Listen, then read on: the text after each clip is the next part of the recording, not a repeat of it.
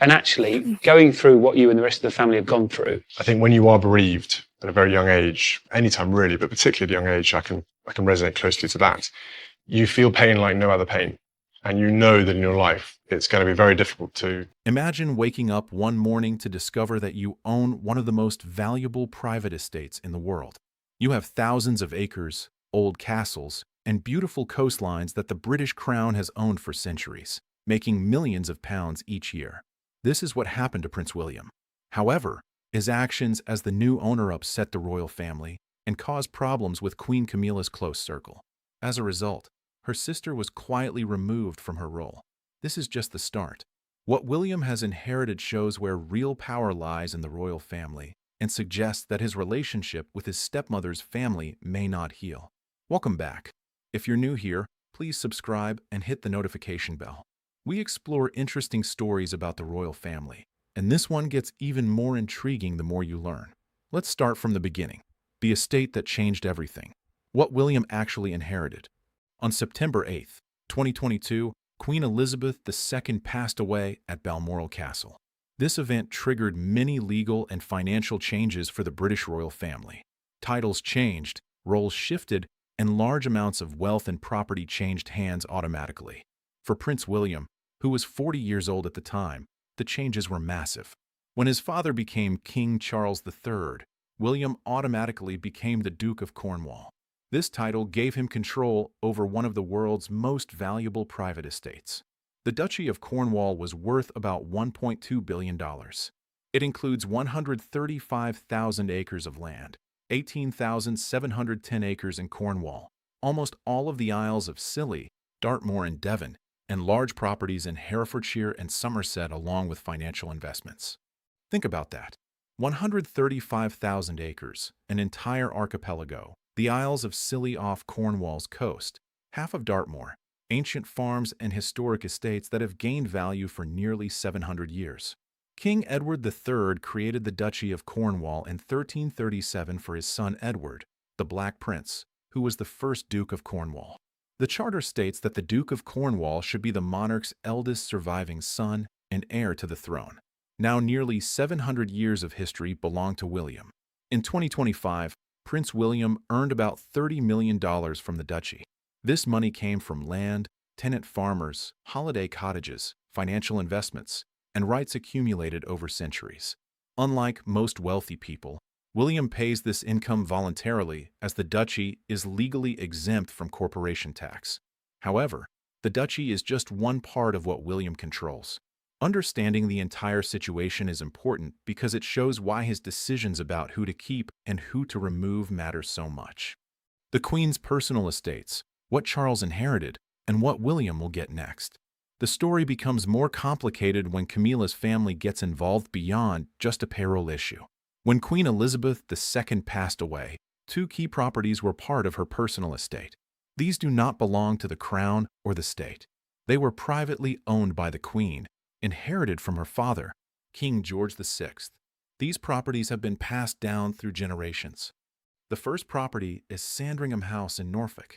Unlike royal palaces owned by the Crown such as Buckingham Palace and Windsor Castle, Sandringham, along with Balmoral Castle in Scotland, is personally owned by the monarch. In 2022, after the death of Elizabeth II, Sandringham became the property of her son, King Charles III. Sandringham Estate is the private country retreat for King Charles III and Queen Camilla. It is a working estate focused on conservation and stewardship, aiming to maintain the land and buildings for future generations. The estate has changed significantly over 5 generations of British monarchs. The second property is Balmoral Castle in the Scottish Highlands, covering 53,680 acres of scenic landscape. Balmoral is private property and not part of the Crown's official residences. Prince Albert originally bought it for Queen Victoria. Elizabeth II inherited Balmoral from her father, and after her death, it passed to King Charles III. These two estates, Sandringham and Balmoral, are central to the British royal family. They are where monarchs pass away, where the family gathers for Christmas, where prime ministers visit, and where they deal with grief away from the public eye. They are invaluable both financially and symbolically. When Charles eventually passes away, these estates will go to William. This is why what happens on these estates while Charles is alive is important. As Charles's wife and queen consort, Camilla shares these homes. Her family has had access to influence over and financial benefits from these properties. William, as the future owner, is already setting boundaries for what he intends to do. The Annabel Elliot affair. Camilla's sister removed from the royal payroll. This event caught the attention of the royal world. It demonstrated to Camilla's family what it means when William takes control of an estate and decides to make changes. Annabel Elliot, Queen Camilla's younger sister, is 75 years old. She is a well-regarded interior designer known for her unique style that combines traditional English country house decor with modern livability. Annabel is not just a minor player. She is Camilla's closest family member and confidant, someone the Queen trusts very much. Following his marriage to Camila in 2005, then Prince Charles hired Annabel Elliot. Over the past 20 years, she has been paid hundreds of thousands of pounds for her work on royal estates. After marrying Camila, Charles employed her to design his estates, and she received an annual salary for her work on the Duchy's holiday cottages in Cornwall, Wales, and the Isles of Scilly. Sources told the Telegraph that Prince William would stop employing her, although this was not a reflection of her work. The Duchy's annual account showed that she was paid different amounts from £19,625 to £82,272 to manage its rental properties. For nearly 20 years, Annabel Elliot shaped the interiors of Duchy properties across England and Wales. She added her artistic touch to some of the most charming properties in the royal collection. Then William took over, and she lost her position. Royal expert Emmy Griffiths explained she was working across properties owned by the Duchy of Cornwall, but since Prince William has taken over as Duke of Cornwall, he has taken her off the payroll, so that's caused a few ripples in a few headlines. The response was more than just a minor issue. This decision was a clear message about how royal power works. A royal source said, William's move sends a message. He wants to cut away the royal hangers-on and reduce some of the lavish spending his father had when he managed the duchy. At the same time, Prince William hired his friends and godparents of Princes George and Louis, Harry Aubrey Fletcher, and William Van Cutsum, for roles at the estate. Out with Camilla's family, and in with William's friends. The message was clear even without a press conference. The deeper tension, William, Camilla, and a history that doesn't disappear. To understand why Prince William's decisions carry emotional weight and receive significant media attention, we need to look at their history.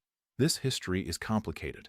William grew up watching his mother, Princess Diana, endure a difficult marriage involving Camilla Parker Bowles. The affair between Charles and Camilla, which Charles confirmed in a 1994 interview, caused Diana a lot of pain and affected her sons deeply. Both William and Harry loved their mother and witnessed her suffering. When Diana died in August 1997, they were just 15 and 12 years old, left to navigate public grief that impacted their lives and choices. William has made a sincere effort to accept Camilla as part of the family. He attended his father's wedding to her in 2005 and has interacted with her in public. He has not shown open hostility or made things difficult for her. However, accepting Camilla as family is different from accepting her relatives in a business setting. The Duchy of Cornwall is not just a family gathering. It is a large business that William will manage as future king. William's management of the Duchy of Cornwall shows the changing relationships within the royal family, especially as he prepares for his future role. His actions are under close observation since they reveal his approach to leadership and priorities. By making strategic changes, William aims to ensure that the duchy operates efficiently and reflects modern values. What William is doing is not about revenge or attacking Camilla or her family. Instead, it signals his independence and marks a shift from Charles's era to his own.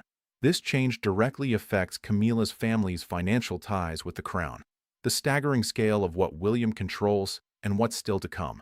Let's take a moment to understand the scale of what we're discussing because the numbers are remarkable. Forbes estimated the late Queen's personal fortune at $500 million. This amount includes her jewels, art collection, investments, and 2 residences, Balmoral Castle in Scotland and Sandringham House in Norfolk.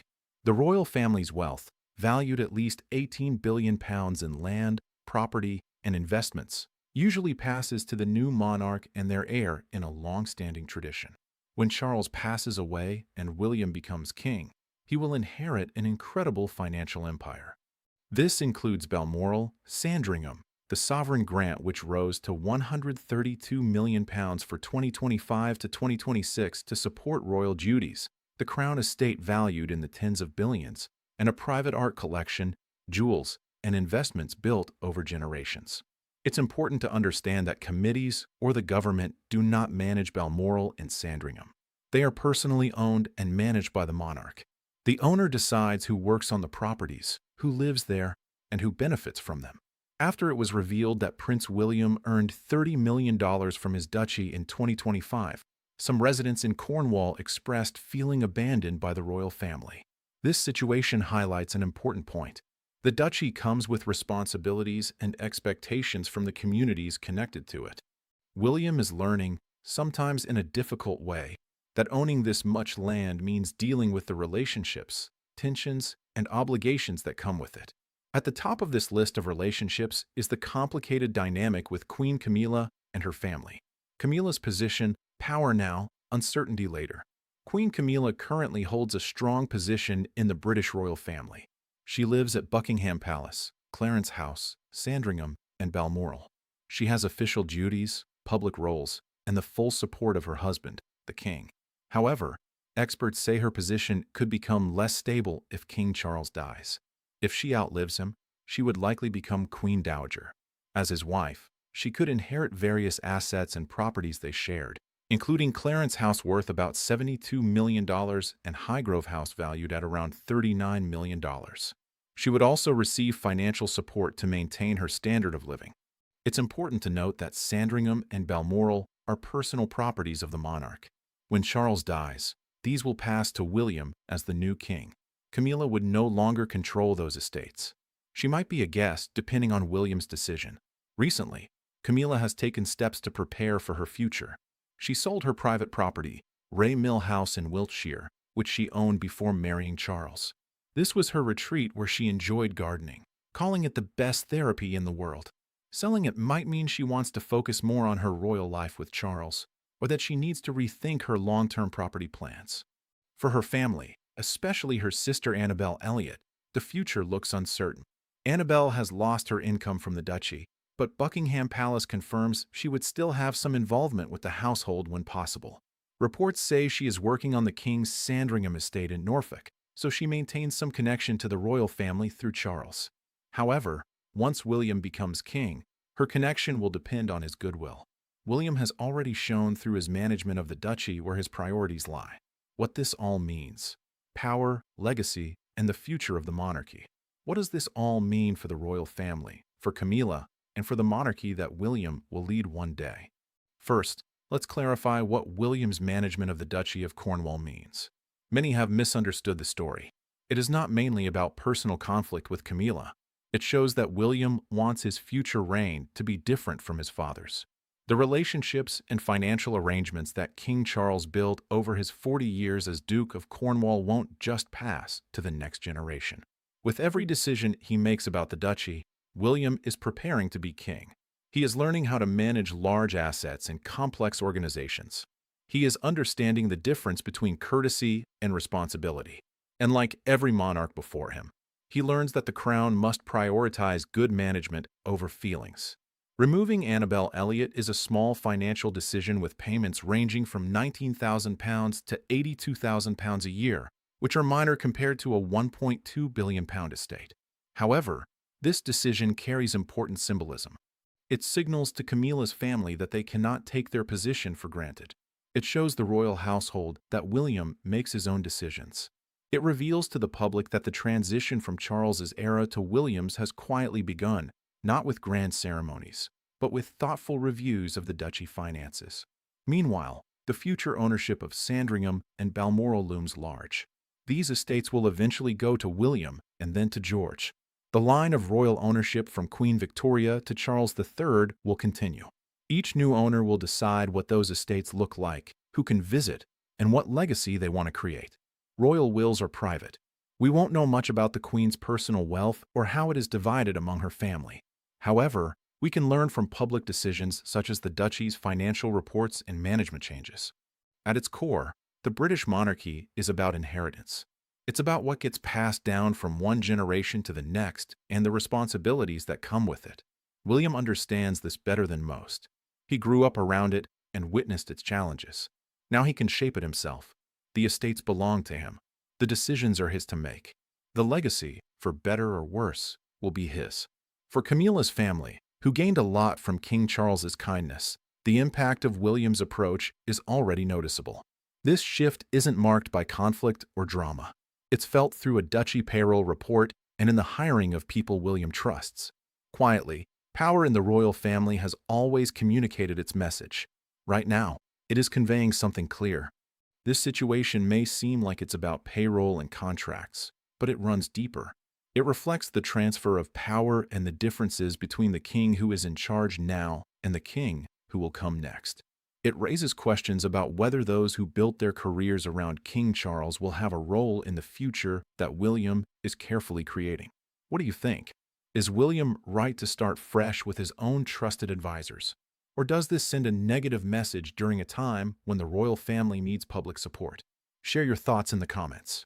I appreciate the insightful discussions here. If this video helped you better understand the royal family, please like it so others can find this channel. Subscribe if you haven't yet, and share it with anyone interested in the royals.